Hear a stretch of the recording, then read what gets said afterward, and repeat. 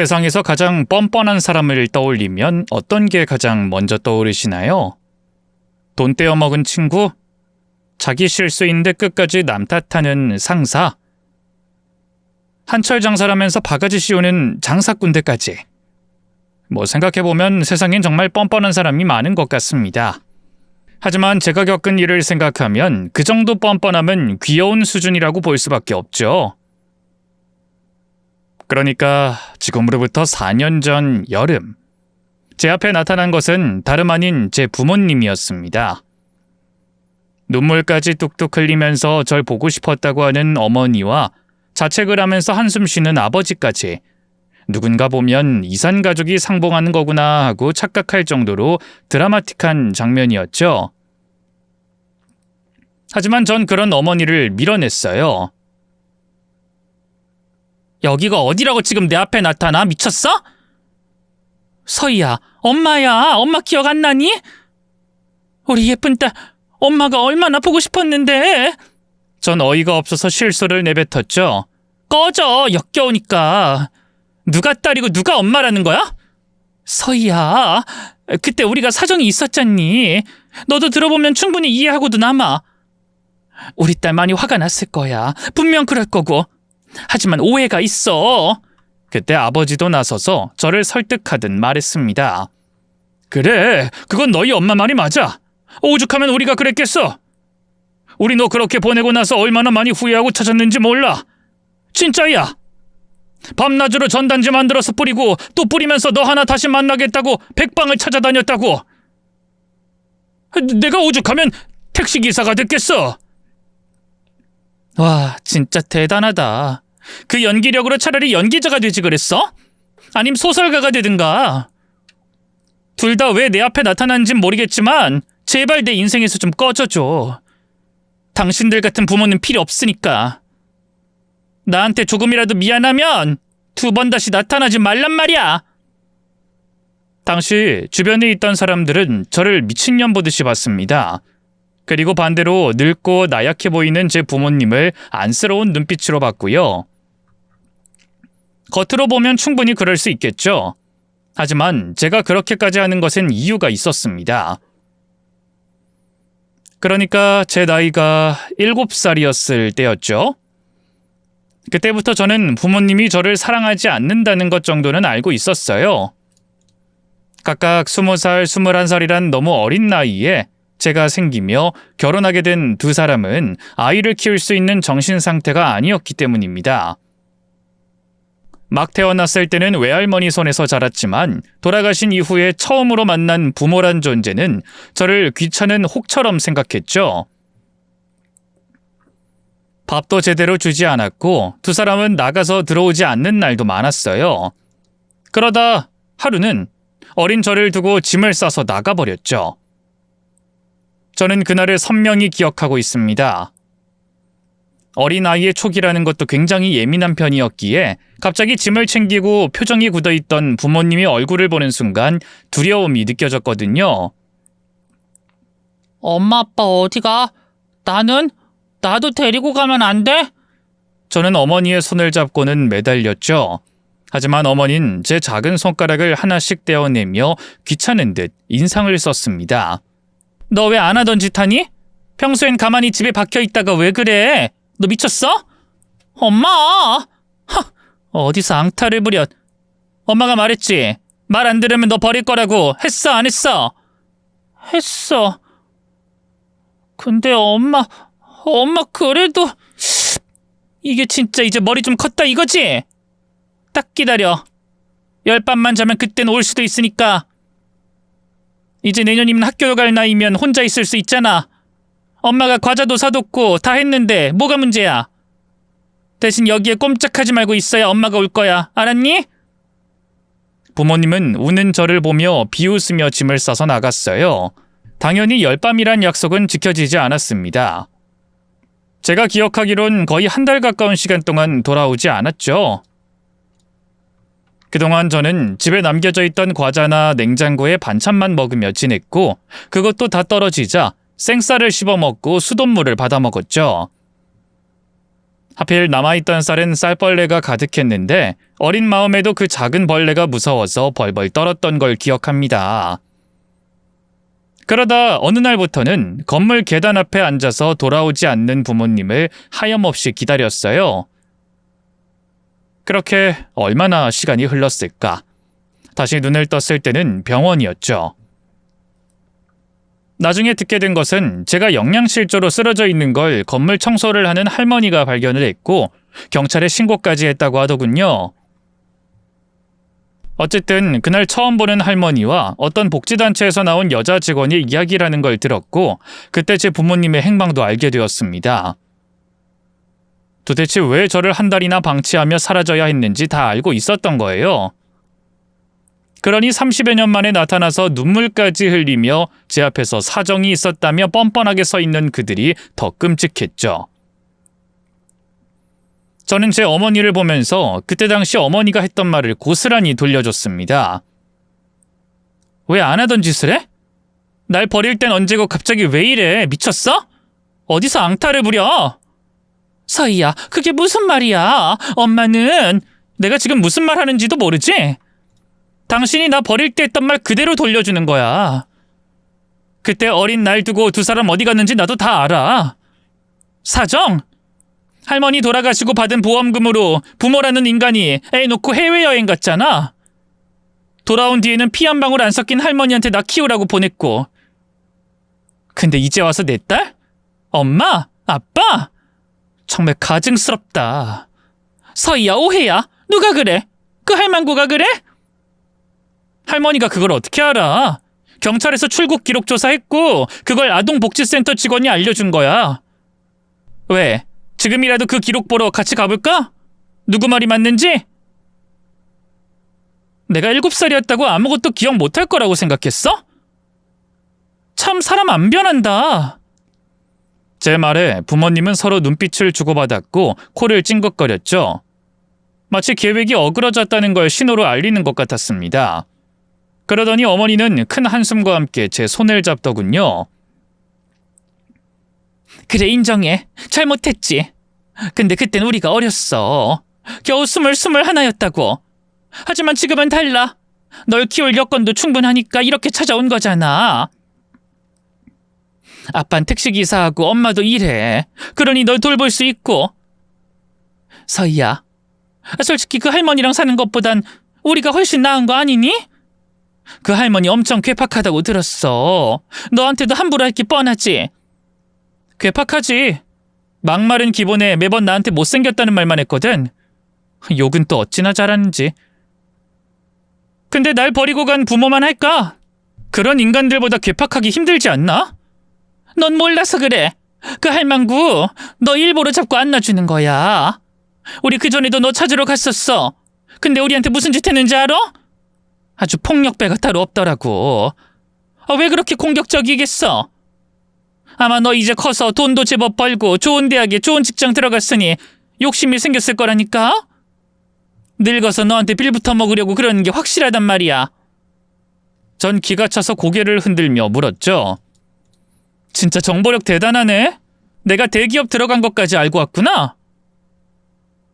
뭐야? 뭔데 이제 와서 이러는 거냐고. 앞뒤 없이 없는 사연 쥐어짜고 눈물 흘리는 것도 그만두고 이제라도 솔직하게 말이라도 해봐. 혹시 알아? 낳아준 은혜라도 갚을지? 두 사람은 한참을 망설였고 이내 아버지가 입을 열었습니다. 사실은 내가 운전하다 사고가 좀 났어. 인명피해도 있었는데 하필이면 외제차지 뭐야. 음주를 했던 거라 회사에서도 알아서 책임지라고 하고. 그래서 찾아온 거구나? 어디서 돈 떨어질 구석 없는지 살피다가 내가 떠오른 거고? 근데 알아보니 대기업 다니네? 나이도 찰 만큼 찼으니 돈도 있어 보이고. 그래서 이런 말도 안 되는 연기라면서 내 앞에 나타난 거잖아. 그렇지? 그런 거 아니야. 늘 널 생각했다니까. 말했잖아. 그 전에도 찾았다고. 그럼 지금 상황에 내가 감옥이라도 가야 하니? 너 아빠한테 그러는 거 아니야. 넌 내 딸이고 우린 가족이잖아. 가족이란 건 원래 힘들 때 돕는 거고. 가족 같은 소리 하고 있네. 감옥에 가든 빚에 깔려서 죽든 난 당신들 가족이라고 생각해 본 적 단 한 번도 없어. 그러니까 두 번 다신 내 앞에도 우리 할머니 앞에도 나타나지 마. 아니다. 10번만 기다려봐. 그럼 내가 상황 봐서 적선이라도 해줄 테니. 넌 지금 낳아준 부모한테 그게 할 소리야? 그러게. 난 엄마한테 들었던 말 그대로 돌려준 건데 그게 그렇게 끔찍한 말이었다는 건 스스로가 아나 봐? 나한테 부모는 할머니뿐이야. 그니까 다신 나한테 딸이라고 하지 마. 저를 구해서 병원으로 데리고 왔던 그 낯선 할머니가 절 걷어 키워주셨죠. 중간 과정은 지금도 잘 모르지만 그때 부모님은 제 양육권을 포기했고 누구든 입양 보내라고 의사를 밝혔다고 들었습니다. 그렇게 저는 할머니와 함께 살게 됐죠. 물론 부모님 말처럼 괴팍한 건 사실이었어요. 확실히 동화책에나 나오는 따뜻한 할머니와는 거리가 먼 사람이긴 했습니다. 막마른 기본에 투박하고 거칠기까지 했어요. 그리고 그 밑에서 큰 저 역시도 크게 다르진 않았죠. 저는 제게 울면서 차라리 여기서 자기를 죽이라고 돈 내느라고 매달리는 어머니의 뺨을 후려쳤습니다. 놀란 어머니는 소리를 지르더군요. 어떻게 네가 나한테 이래? 세상에 엄마 뺨을 때리는 년이 어딨어? 자식 버리는 부모도 있는데 뺨 때리는 것 정도로 놀라? 엄마도 이제 늙었나 보다. 너무 감성적이야. 그럼 내가 그런 당신들 안고 같이 울어줄 줄 알았니? 착각하지 마. 죽이지 않은 게 그나마 남은 내 인내심이니까. 꺼져! 야, 너! 이게 다 그 할망구 때문이지. 착하고 착한 내 딸이 성격이 이렇게... 전 어머니의 멱살을 잡아 올린 뒤 낮게 말했죠. 내가 성격이 이따위인 건 할머니가 아니라 당신들 닮아서 그래. 자식도 버리는 인간들이 나와서 그런지 나도 부모 버리는 거 어렵지가 않더라고. 기분이 어때? 좋아? 그 뒤로도 몇 번은 찾아왔었지만 경찰에 신고까지 했고 결국 저는 부모라는 사람들과의 인연을 그렇게 끊어냈습니다. 물론 할머니는 제 행동에 불만이 많으셨죠. 너무 곱게 보냈다. 겨우 뺨 안 돼? 그걸로 아프긴 하고. 아주 평생을 기억하게 눈알이라도 한쪽 못 쓰게 만들어야 쓰지. 아니 마가리 못 들게 이빨을 몽땅 다 뽑아버리든가. 할머니, 그럼 병원비까지 물어줘야 해. 아이 물어주면 그만이지. 인생 뭐 있어? 내가 건물 청소 더 늘려서라도 그 정도는 해야 속이 후련하지. 부모 같지도 않은 것들이 이제 와서 핏줄이니 뭐니 하는데 나라면 그것들 목을 따서 거꾸로 매달아서 피를 쪽 뽑아놨을 거다. 감히? 저는 그 말에 웃으면서 할머니에게 은근슬쩍 안겼습니다. 왜? 혹시 할머니 질투나? 내가 부모 나타났다고 쏙 할까봐? 그 인간들 할머니 찾아왔는데도 나한테 말 한마디 안 했잖아. 그거 질투받지? 아이고 질투는 무슨. 가라면 가라지. 너 그것도 좋다고 하면 나도 아쉬울 거 없어. 얼마든지 가. 밥이나 축 내는 거 데리고 있어 뭐 하겠어? 나도 고생 안 하고 좋지 뭐. 아우 꼭 말을 해도. 나 진짜 할머니 때문에 나 시집 못 갈 수도 있어. 할머니 닮아서 입이 이렇게 거칠어서. 평생 할머니랑 같이 살아야 될 수도 있는데 그게 왜 나 때문이야. 난 그 시절에도 입담 좋다고 나 좋다는 남자가 널리고 널렸어. 넌 얼굴이 문제야 얼굴. 어디서 내 핑계는. 치, 진짜 할머니 못된 거 알지? 아이 됐고 돌아다니면 어디 나사 하나 빠진 놈이 성격이 화끈해서 좋다 뭐 불같은 게 마음에 든다고 하면 바로 잡아서 시집이 나가. 의외로 얼빠진 놈들 찾아보면 많으니까. 할머니 말씀처럼 저는 그 일이 있고 얼마 안 가서 얼빠진 놈 하나를 주었습니다. 이렇게 말하면 좀 그렇지만 직업도 수의사에 성격도 좋은데 여자 보는 취향이 좀 남달랐죠. 그 사람은 제 친구의 지인이었고 우연히 제 차에 얻어 탔다가 제가 거칠게 운전을 하는 걸 보고 반했다고 했습니다. 당연히 초반엔 뭐 이런 변태 새끼가 다 있나 싶었어요. 하지만 얼마 안 가서 이 사람이 할머니가 말하던 나사 빠진 인간이라는 걸 알게 되었고 바로 연인이 됐죠. 혜준 씨는 어머니를 닮아 그런지 차분한 성격이었는데 또 의외로 그 부분이 저와는 잘 맞았습니다. 서로 부족한 걸 채워주는 그런 느낌이었거든요. 결국 만난 지 1년 만에 결혼 이야기가 나왔죠. 가장 먼저 저는 저희 할머니에게 혜준 씨를 소개해줬습니다. 그래, 혜준이라고 했나? 내가 나이도 있으니 말은 편하게 해도 되는 거지? 네, 그럼요. 서희한테 할머님 이야기 많이 들었습니다. 들어보니 어디서 개병원을 한다고? 네, 개병원, 그렇죠. 개들이 가는 병원이니 개병원이지. 개들이 고객 아니야? 그렇죠, 틀린 말은 아니죠. 참 입담이 좋으세요. 사탕 발리면 집어치우고 우리 서희 어디가 마음에 들어서 결혼하려고 하는지 물어도 되나? 얼굴? 학벌? 아님 뭐 직업이 탄탄해서 좋은가? 무릎을 꿇고 어색하게 앉아있던 혜준 씨는 웃으면서 대답했죠. 외적인 것도 좋지만 성격이 가장 좋고요. 일에 있어서도 자신감이 넘치고 승부욕도 있고요. 저랑은 다르게 뭐든 다 이겨낼 수 있는 그런 힘이 있어서 좋습니다. 자네 혹시 변태야? 다른 건 몰라도 쟤한테 성격 좋다는 사람은 난 본 적이 없는데. 객관적으로 봐도 애가 성격이 불같잖나. 근데 성격이 좋다? 네? 그게 저희 어머니는 좀 우아한 편이시거든요. 여성스럽고 아직도 소녀 같은 그런 면도 있으시고요. 근데 전 늘 그런 성격 탓에 어딘지 모르게 거리감이 느껴졌어요.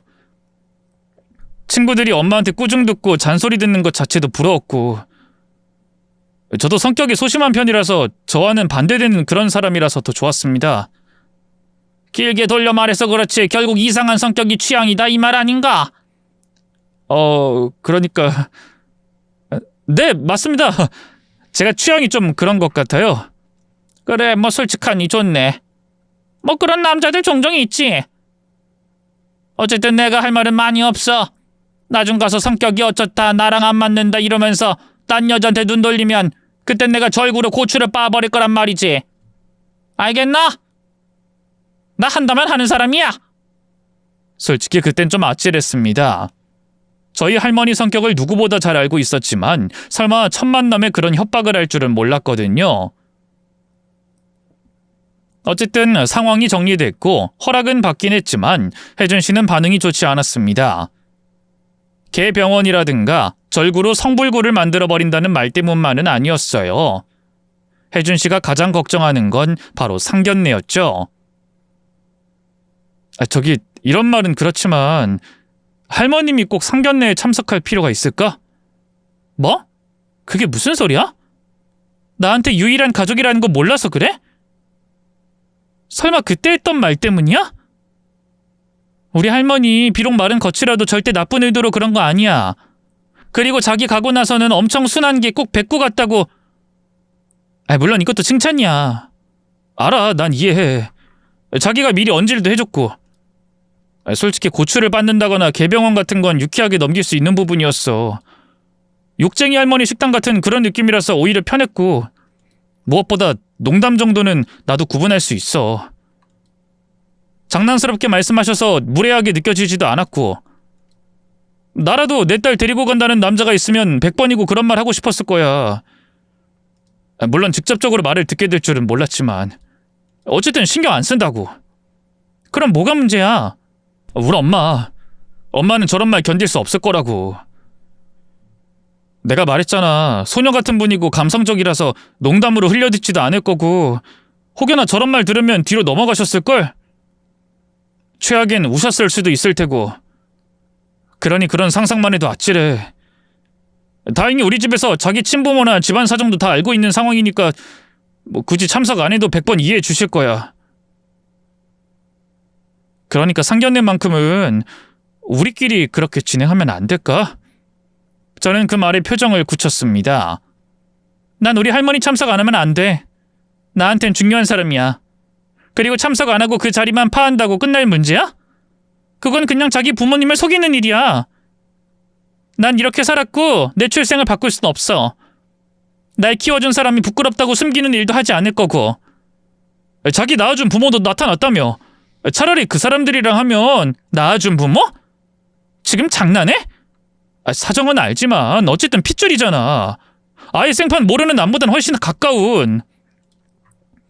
남의 집 가정사를 말하더라도 다 이해받진 못할 줄 알았지만 이 정도일 줄은 몰랐네. 됐다. 우리 아무래도 결혼까지는 할 사이는 아닌가 봐. 가치관 차이가 너무 나서. 서희야, 난 그런 뜻이 아니라 적어도 상견례만은 그냥 넘어갔으면 하는 거야. 넌 모르겠지만 나도 나름 많이 양보한 거야. 내가 많은 거 바라는 게 아니잖아. 너 부모한테 버려진 것도 우리 부모님은 안타까워하셨어. 거기다 너 혼자서 자수성가했다는 소리에 대단하다고 해주셨고. 하지만 할머니까지는 내 출생도 내 배경도 다 이해해준 너희 부모님한테 더는 내 밑바닥 보여주기 싫은 마음 알겠어. 근데 나 그 밑바닥에서 이만큼 컸어. 거칠고 투박하고 막말도 하는 괴팍한 할머니지만 그 사람이 내 인생의 전부야. 남은 인생에서 딱 하나 고르라고 한다면 난 고민 없이 우리 할머니 택할 거고. 그러니까 자신 없으면 여기서 끝내. 헤어지자는 말은 그냥 흘리듯이 한 말은 아니었습니다. 저 역시도 큰 각오를 하고 말을 꺼낸 거였죠. 제게 할머니가 중요한 사람이듯 혜준 씨에겐 어머니가 각별했어요. 거리감이 느껴질 정도로 평범한 어머니의 느낌은 아니었다고 하지만 평생 일만 하고 무뚝뚝한 아버지를 대신한 것은 사실이었습니다. 그래서 누구보다 어머니에게 인정받으려고 오랜 시간 노력했다는 것도 잘 알고 있었죠. 착한 아들, 부끄럽지 않은 자식이 되기 위해서 말입니다. 그래서 우린 각자 시간을 가지며 이 문제에 대해서 고민했어요. 그러다가 얼마 뒤에 결국 혜준 씨가 한 발 물러나면서 제가 인사를 드리러 갔죠. 초반 분위기는 다행히 나쁘지 않았습니다. 무뚝뚝하시다던 아버님도 적극적으로 제게 질문을 하셨고 저 역시도 최대한 예의 있게 대답을 했으니까요. 대화 속에는 저희 친부모님에 관한 부분도 포함돼 있었고 직장에 대한 이야기도 있었죠. 다행히 아버님은 저를 꽤 마음에 들어하는 눈치였습니다. 하지만 혜준 씨가 늘 소녀 같다고 말하는 어머님은 뭔가 생각과는 달랐어요. 분명히 말투는 아주 우아했지만 말에 가시가 있다는 게 느껴졌기 때문이죠. 하지만 딱 꼬집어서 잘못됐다고 말하기 애매했어요. 이를테면 이런 식으로 말씀을 하셨거든요. 근본이라는 게 참 중요하다는 거 알죠? 근본은 뿌리거든. 뿌리가 단단해야 식물도 가지를 뻗고 열매를 달 수 있는 거고요. 그 부분이 난 좀 아쉽긴 해요. 아, 그렇죠. 하지만 저희 할머니도 저를 잘 키워주셔서 부모 그늘이라는 거 절대로 무시 못하거든요. 물론 말이 그렇다는 거죠. 이렇게 자수성가해서 대기업까지 나왔으니 같은 여자로서 전 대단하다고 생각은 하고 있어요. 하지만 뭐랄까, 여성스러운 느낌보단 억척스럽다고 해야 할까? 뭐 느낌이 들긴 해요. 그 풍파를 다 견뎠으니 어찌나 안쓰러운지. 나 정말 그 이야기 듣고 막 눈물까지 흘렸잖아요. 좋게 봐주시고 이해해 주셔서 감사합니다. 에이, 이해는 못하죠. 난 평생 부모 그늘 아래서 자랐고 결혼하고 남편 그늘 아래서 벗어난 적이 없으니까. 그래도 어느 정도 이해하려고 노력은 하고 있어요. 다만 걱정이 안 되는 건 아니니까. 우리 아들 혜준이도 저랑 비슷한 환경에서 나고 자라서 아가씨랑 잘 어울리는 건지 생각이 많이 들 수밖에 없어요. 부모라는 게 다 그렇잖아요? 이해하죠? 이게 칭찬인지 아니면 욕인지 모르겠는데 이걸 아주 고급스럽고 우아한 목소리로 말을 하니 저조차도 혼란스러울 정도였던 겁니다. 이야기를 듣다 보면 혜준 씨가 왜 어머니와의 사이에 기묘한 거리감을 느꼈는지 어느 정도 이해를 할 수 있었죠. 물론 그렇다고 제가 불만을 가진 건 아니었습니다. 적어도 할머니처럼 막말을 하는 것도 아니고 저를 반대하지 않는 것만으로도 감사하다는 건 변함없었으니까요. 무조건 고맙다, 감사하다면서 그 자리를 끝냈고 상견례 날짜를 잡았습니다. 할머니가 염색을 하고 파마를 하는 걸 보면서 드디어 결혼을 앞뒀다는 생각이 들게 됐죠. 문득 혜준 씨 입장도 고려해야 할 것 같아 할머니에게 부탁은 했어요. 할머니, 상견례에서는 성격 다 드러내시면 안 된다. 알았지? 나 시집은 가야 될 거 아니야. 내가 결혼하냐? 거기서 내 성격을 왜 죽여? 너나 잘해, 너나. 전 한숨을 푹 쉬었습니다. 혜준 씨 어머님 만나 뵀는데 진짜 온실속 화초야. 완전 사모님. 목소리도 간들간들하고 연약해 보이는 그런 분이라고. 할머니가 소리만 질러도 기절할 것 같아 그러지. 혜준 씨한테는 진짜 중요한 사람이야. 그러니까 제발, 그냥 내내 하고 말면 되잖아. 그게 어려워? 얼어 죽을. 그렇게까지 해야 결혼이 가능하면 너도 그냥 혼자 살아. 난 평생을 이렇게 살았어.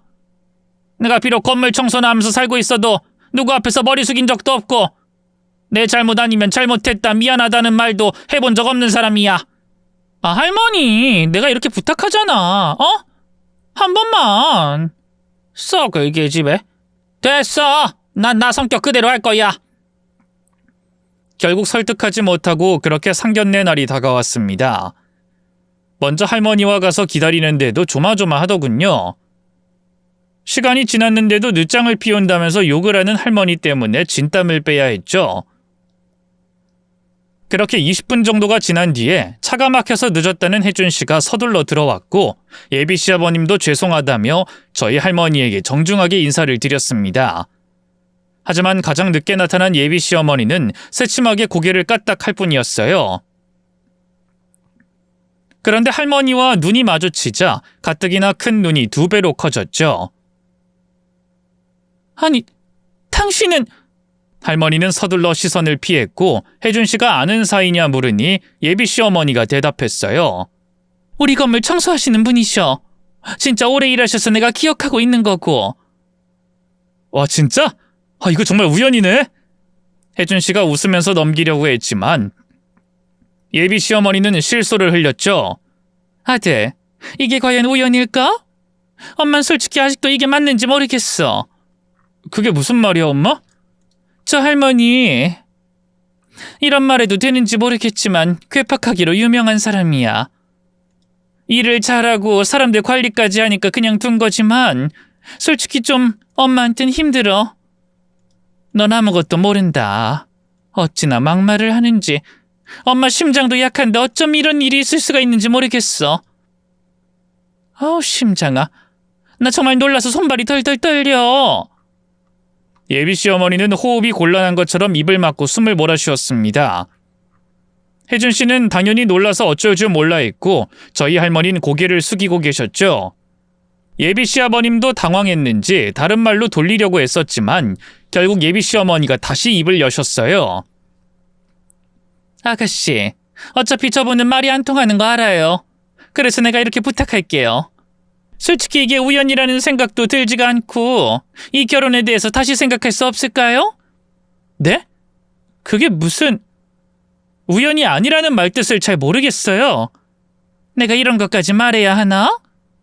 사실 우리 건물 있어요. 상가 건물이요. 우리 아들한텐 결혼할 상대한테 그런 말은 하지 마라 이야기해서 아가씨는 모르겠지만요. 아니, 알고 있었나? 어쨌든 그 건물 청소해주는 사람이 바로 저분이고요. 이런 상황에 갑자기 이렇게 만나게 된 건 의도적이라고 생각할 수밖에 없겠네요. 의도적이요? 왜 이렇게 못 알아들어요?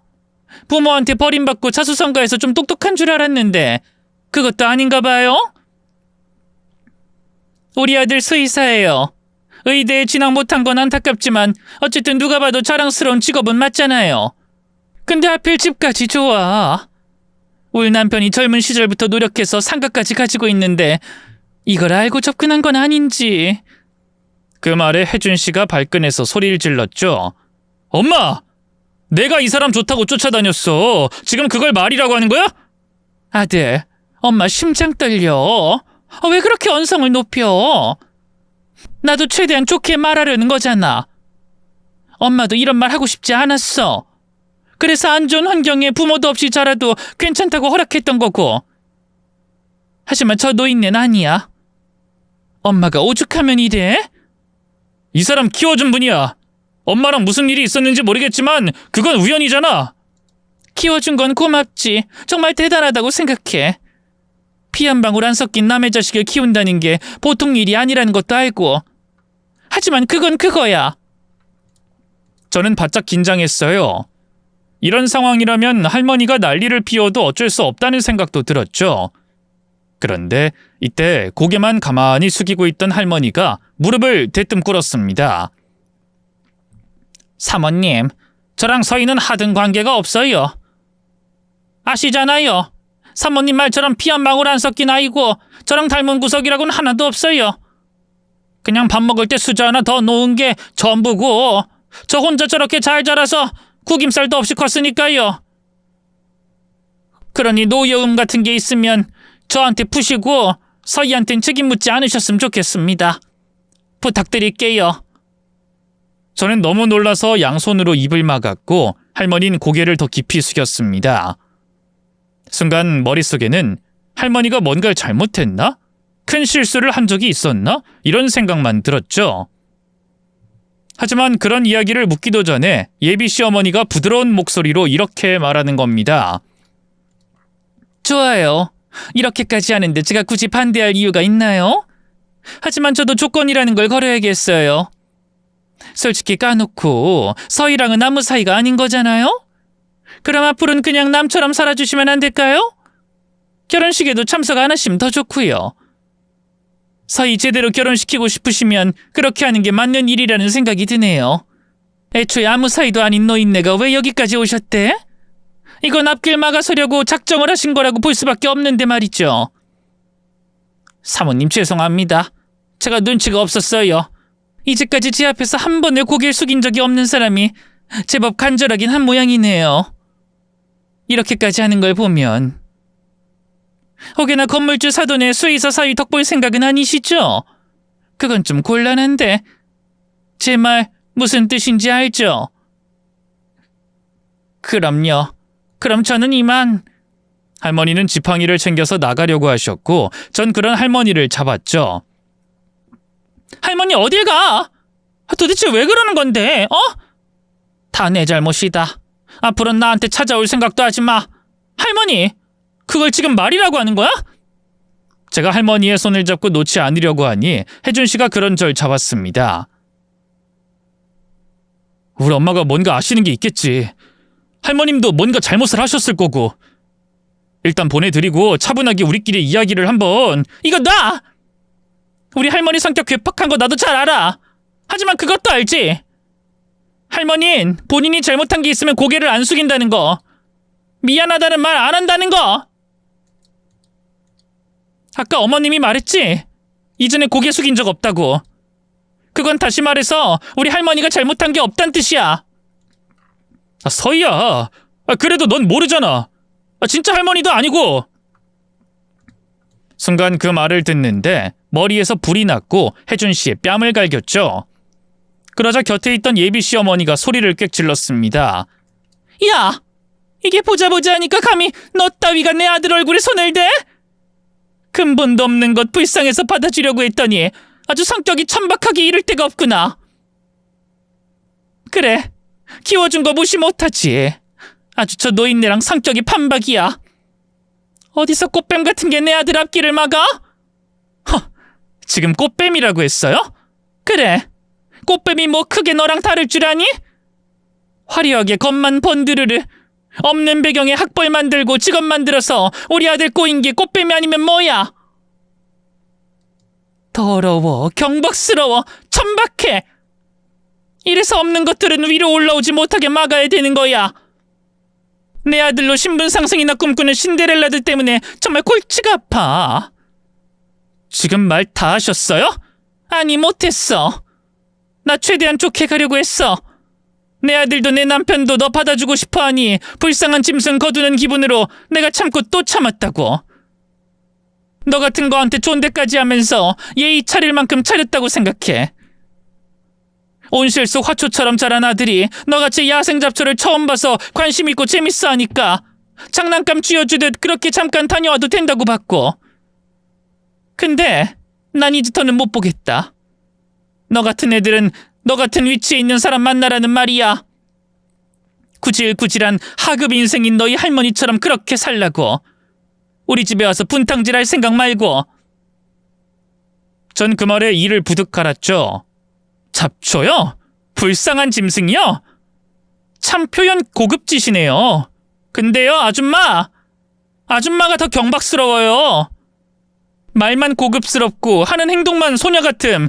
본인이 우아하다고 생각해요? 아니요.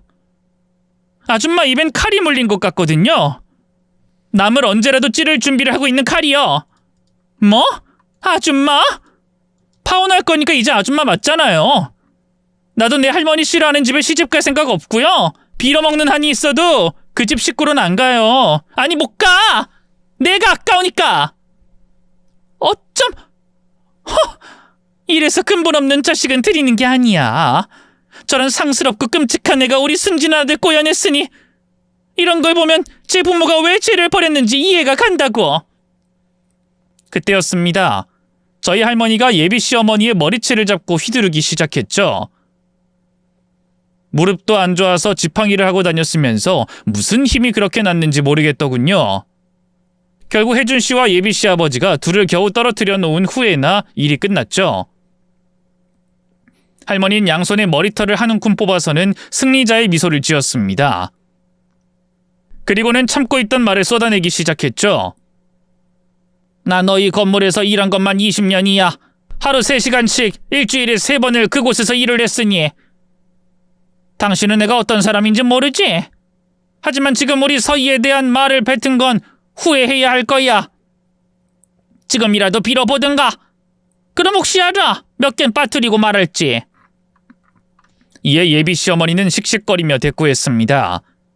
아이고 무서워라. 왜? 당신 뭐라도 돼?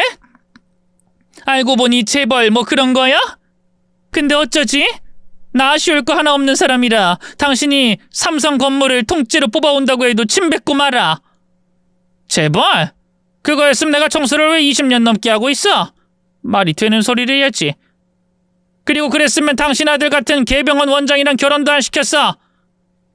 개병원? 이 미친 할망구가.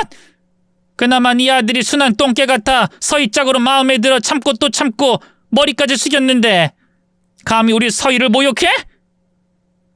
당신 후회 안 할 자신 있어? 안 해. 내가 무슨 후회를 해? 저런 꽃뱀 같은 년 줘도 안 가져. 누구한테 꽃뱀이래? 꽃뱀은 너잖아. 청소하면 알기 싫어도 다 알게 되거든? 남이 버린 흔적 뒤지고 치우고 하다 보면 알기 싫어도 다 알아. 상가에 새로 계약한 남자 당신이랑 내연 관계잖아. 계단에서 시시덕거리고 건물 뒤에서 쪽쪽거리는 거 내가 봤거든. 근데 가만 생각해보니 3년 전에도 봤던 놈이더라고. 그때도 당신이랑 비어있는 건물 들어가서 붙어먹었던 걸 경비가 딱 봤다더라. 기억하지 황씨? 당신이 갑질하면서 2달 전 잘랐던 경비원 황씨가 그만둘 때 나한테 봤다고 말해주더라. 붙어? 노망났어? 미쳤어? 이거 완전 미친년 아니야? 소문이라는 거 무시 절대 못해. 청소하는 사람이라고 무시하고 깔보고 경비들 정강이나 차던 여자가 우아한 척 고상 떨고 있는 거 잘 봤어. 남편 그늘? 그것 때문에 그렇게 연극을 하고 사는 건가? 우리 서희가 파혼한다고 안 했으면 나도 무덤 안까지 가지고 갔을 일이야. 증거 있어? 없잖아. 어디서 사람을 이런 식으로 몰아? 누가 믿을 것 같아? 암만. 근데 나 증거 있어. 당신 휴대폰 2개인 거 내가 알거든. 할머니는 지팡이로 예비씨 어머니의 가방을 가리키며 이어 말했어요. 사돈. 아니 건물주 양반. 저 안에 꺼진 폰 하나 있을 겁니다. 이 여잔 상가 입구에서 휴대폰을 켜더군요. 꺼졌다가 휴대폰 켜질 때 나는 특이한 음을 내가 들었다고. 한두 번도 아니고 매번 휴대폰을 새로 켜. 너무 이상하잖아. 어머 진짜 억울해. 어쩜 저런 오명을.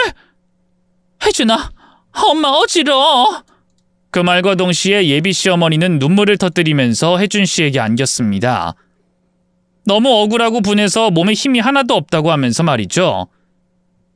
당연히 혜준씨도 그런 어머니의 상태만 볼 뿐이지 저희 할머니의 말이 진실이라고 생각하는 것 같아 보이진 않았습니다. 그런데 그 상황을 가만히 보고 있던 예비씨 아버지가 뜬금없이 가방을 뒤지기 시작했어요. 순간 힘이 하나도 없다던 예비씨 어머니가 소리를 지르면서 남편에게 달려가 가방을 사수하더군요.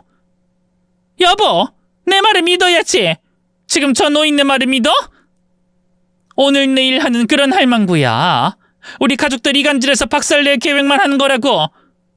내가 어떤 사람인지 몰라? 지금 이렇게 가방을 뒤지면 내가 아들 앞에서 뭐가 되겠어? 당신도 생각이란 걸 좀 해봐, 어? 예비 시아버지는 눈을 꼭 감았다가 뜨더니 한숨을 쉬었죠. 난 당신이 어떤 사람인지 몰라. 솔직히 말해서 모르겠어. 여보! 한 번 실수했던 거 내가 받아줬던 건 기억 못해.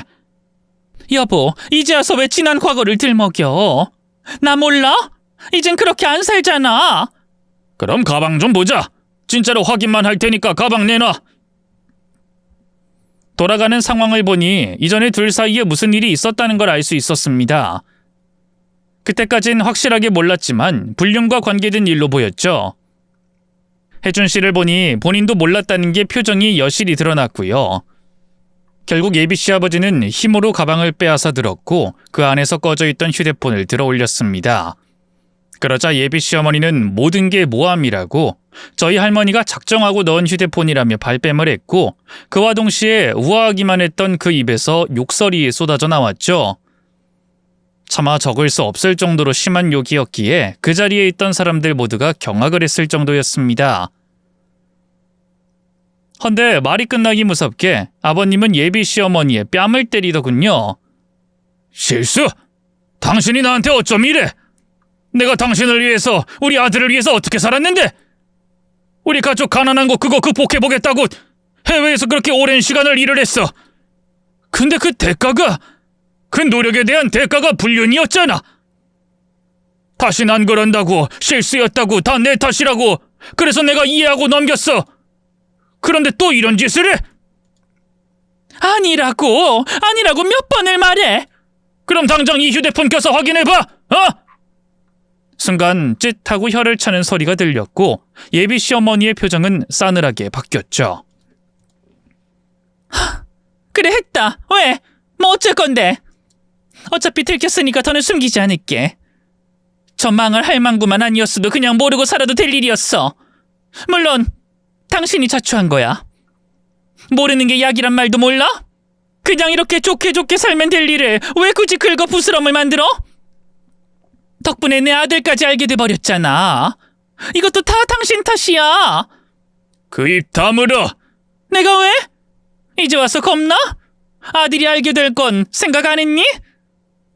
이젠 나도 싫어. 매번 착한 척 우아한 척 고상 떠는 게 내 성격에도 안 맞았어. 이렇게 된 거 이혼해. 오래 살았으니 불륜 때문에 위자료는 좀 깎이겠지. 재산 분할 받으면 난 오히려 좋아. 불륜? 바람? 그래, 그걸로 얼마든지 걸어. 내가 아쉬울 게 있다고 생각해? 남자도 있지, 돈도 있지, 내 든든한 노후가 되어줄 내 아들도 있어. 당신 같은 인간 데리고 살지 않아도 되니 더 좋고. 혜준이 내 아들이야. 당신 같은 여자 노후 준비로 내어줄 생각 없고. 하, 기가 차서. 혜준이가 왜 당신 아들이야? 야, 그 입 안 다물어. 혜준이는 다른 남자애야. 당신도 잘 알잖아. 저는 놀라서 입을 막았고 할머니는 옆에서 속삭이듯 이 집도 개판 났네 라고 말씀하셨죠. 반면 혜준 씨는 혼란스러운 듯이 눈만 깜빡거렸습니다. 그러는 사이에 두 분은 언쟁을 벌이더군요. 대충 이야기를 종합하면 혜준 씨의 아버지가 사업이 망하면서 집안이 어려워지자 해외에 나가서 막일을 해 돈을 보냈다고 합니다. 그런데 돌아왔을 때 어머니의 배가 불러 있었고 이를 추궁하자 술을 먹고 실수로 생겼다는 변명을 댔다고 했죠. 혜준 씨의 아버지는 충격에 빠지긴 했지만 아이를 지우기엔 늦었고 막상 태어난 아이를 보니 자신의 자식으로 거두겠다는 마음을 먹었다고 합니다. 무뚝뚝하긴 했지만 혹시나 진짜 친자식이 태어나면 본인도 모르게 차별을 할까 걱정할 정도로 혜준 씨를 사랑했다고 했죠. 그래서 본인은 정관수술까지 하며 더는 아이를 가지지 않으려고 했답니다. 그런데도 또다시 그 남자를 뒤로 만났던 거죠. 모두에게 다 들키고 나니 예비 시어머니는 더 뻔뻔하게 나왔습니다. 혜준아, 이야기 들었으니 알겠지? 넌 나밖에 없어. 엄마도 너밖에 없고. 저런 근본 없는 애랑은 더는 엮이지 말고 엄마가 제대로 된 여자 소개해줄게. 우리 아들이 그 정도 수준은 되잖아? 대기업 연봉 많으면 뭐해? 언제 잘릴지도 모르는데. 차라리 같은 수의사나 의사를 만나자. 단기를 올려서 결혼을 해야 평탄하게 살 수 있는 거야. 알았지? 엄마, 진짜야? 정말 내가 들은 게 사실이야? 엄마가 아빠를 배신한 거야? 정말이야? 그럼 아빠는 내가 친자식이 아닌 걸 알면서 이제까지 날 먹이고 입히고. 돈이 다야? 엄마가 너 키웠어. 그리고 친아빠는 따로 있어. 지금도 너 많이 보고 싶어하고. 가자. 엄마가 진짜 아빠가 누군지 보여줄게. 소개해줄게. 응? 혜준 씨는 자신의 손을 잡으려는 걸 뿌리치며 절 보더군요. 자기가 이런 기분이었구나. 난 이제까지 피가 이어진 게 진짜 가족이라고 생각했는데 그게 아니었어. 피가 이어지지 않았다니 오히려 더 명확하게 알겠어. 사실 그간 엄마가 나한텐 진짜 엄마처럼 느껴지지가 않았거든. 그래서 더 노력하고 애썼고. 반면에 아버진 무뚝뚝하고 늘 바빴지만 진짜 아버지라고 생각했었고. 너 지금 엄마한테 그게 무슨 말이야, 아들? 나 이제 다 컸어. 누구 따라갈 거냐고 물어봤자 소용없다고. 근데 굳이 물어본다면 난 아빠야. 친자식 아니라고 해도 아빠는 날 지금까지 키웠어. 그러니까 나도 서희처럼 모든 걸 포기하고 하나를 골라야 한다면 그건 아빠라고. 그니까 엄만 혼자서 가. 너 진심이야? 이래서 자식 새끼 낳아봤자라는 소리 듣는 거지. 그래, 이왕에 말이 나왔으니 너 진짜 실수로 태어났어. 아빠가 누군지도 몰라 사실. 그래서인지 몰라도 네가 아기일 때부터 너한테 정이 하나도 안 가더라. 어때? 속이 좀 후련하니? 난 후련하네. 나도 아쉬울 거 없어. 어차피 돈만 있으면 되는 일이고 나 좋다는 남자 있는데 망설일 이유 없지. 예비 시어머니는 그 자리에서 나갔고 저와 할머니는 혜준 씨와 아버님 둘만 있을 수 있도록 자리를 피해줬습니다. 두 사람은 꽤 오랫동안 서로의 이야기를 하고 또 들어줬다고 했죠. 오히려 그 일이 있고 더 가까워졌다고도 했고요. 물론 사건의 여파로 인해 한동안 결혼 준비는 멈춘 거나 다름이 없었습니다. 결국 두 분이 이혼을 하셨기 때문이었죠. 모든 게 다 마무리되고 저희가 다시 결혼 준비를 시작했을 때는 상견례 이후 1년이 지난 시점이었고요. 다행인 것은 적어도 이전의 결혼 준비보단 훨씬 수월했다는 겁니다. 다시 치른 상견례에서도 웃음이 넘쳤고요. 그런데 모든 게 완벽했던 우리 앞에 시어머니가 돌연 나타났던 겁니다. 심지어 혜준 씨를 잡고 우는 소리라더군요. 아들, 나 그놈한테 사기당했어. 그래서 재산 분할 받은 것도 다 털리고 엄마 이제 갈 곳도 없어. 아들, 내 아들 혜준아. 엄마 좀 도와줘. 응? 너희 아빠한테 말 좀 잘해서 다시 좀 받아달라고 할 수 없을까? 너희 아빠 물러서 네가 울고 빌면 그냥 넘어가 줄 사람이고. 엄마 성격 알잖아. 엄만 혼자는 못 살아. 너도 우리가 같이 살면 좋을 거 아니야. 돈만 있으면 되는 일이고 엄마 좋다는 사람이 있는데 내가 왜? 이제 없다고 하잖아. 그놈 사기꾼이었다고. 나한테 목돈 생긴 걸 알고 외국 가서 같이 살자고 하더니 아예 참적을 해버렸단 말이야. 갈 곳도 없어서 친구 집에서 사는 것도 눈치 보였는데 심지어 빨리 나가달라는데 어쩌라고. 이 상황에서 내가 막일이라도 해야 속이 후련해? 엄만 태어나서 그런 일 해본 적도 없고 엄마 너무 무서워. 엄마가 나 키워준 은혜는 있으니까 보증금은 마련해 줄게. 근데 그 이상은 아니야. 우리 아빠한테 접근할 생각도 하지 말고 나한테 돈 받아서 연명할 생각도 하지 마. 엄마랑 내 인연은 여기까지니까. 이제 앞으로는 엄마 혼자서 살아. 이참에 돈 버는 게 얼마나 힘든지도 느끼고 아빠가 무슨 심정으로 그렇게 살았는지 깨닫길 바래. 너 정말 엄마한테 이럴 거야? 엄마 이러면 죽어. 네 앞에서 죽을 거야. 엄마, 실수로 태어나버린 애한테 너무 많은 걸 바라지 마. 본인 목숨으로 협박하는 부모는 제대로 된 인간이라고 보지도 않고. 아니, 애초에 더 말을 하지 마. 내가 주려고 했던 것도 마음 바뀔 것 같으니까. 시어머니는 욕설이라도 퍼부을 것처럼 입을 꿈틀거렸지만 결국은 돈을 받기 위해서 입을 다물었죠. 물론 그게 전부는 아니었어요. 저희 회사도 찾아와 돈을 달라고 요구했고 심지어 저희 할머니까지 찾아갔다고 했습니다. 결국 할머니에게 빗자루로 얻어맞았고 그 뒤로는 나타나지 않았네요. 그렇게 우린 작년에 결혼식을 올리게 되었습니다. 각각의 혼주 자리에는 피 한 방울 섞이지 않은 저희 할머니 그리고 혼의 자식을 거둔 아버님이 앉았어요. 그렇게 피는 섞이지 않았지만 누구보다 사랑을 받고 자란 저희 두 사람은 비로소 부부가 됐죠. 우리 두 사람 다 나이가 적지 않은 만큼 우린 아이를 빨리 가졌습니다. 지금 3살 그리고 1살의 아이 둘을 키우고 있거든요. 작년에 결혼을 했는데 어떻게 벌써 아이가 둘이냐고요? 사실 그건 입양을 했기 때문입니다. 입양에도 자격 조건이 필요했기에 시간이 좀 걸리긴 했지만 결혼 전에 내린 결정이었고 우리 둘 다 아주 만족하면서 살고 있어요. 공개 입양인 만큼 아이들에게도 저희가 친부모가 아니라는 것도 차차 이야기를 할 생각이죠. 너희는 선택받은 존재며 우린 너희를 꼭 원했고 그래서 널 품에 안았다고 말입니다. 가족은 혈연이 아니라 마음으로 맺는 약속이다라는 말이 있더군요. 저 역시도 앞으로 얼마나 더 잘할 수 있을지 잘 모릅니다. 하지만 확실한 건 제가 받은 만큼 아이들에게 준다면 잘 자랄 수 있을 거라는 거죠. 끝으로 할머니에게 너무 감사하고 당신이 내 부모여서 행복하다고 전하고 싶네요. 모두 끝까지 제 이야기 들어주셔서 감사해요. 지금 이 순간에도 누군간 가족의 형태로 고민하고 또 용기 내고 있을 분들에게 따뜻한 박수를 보내며 저도 함께 응원할게요. 부디 이 사연이 누군가에게 작게나마 위로가 되길 바랍니다.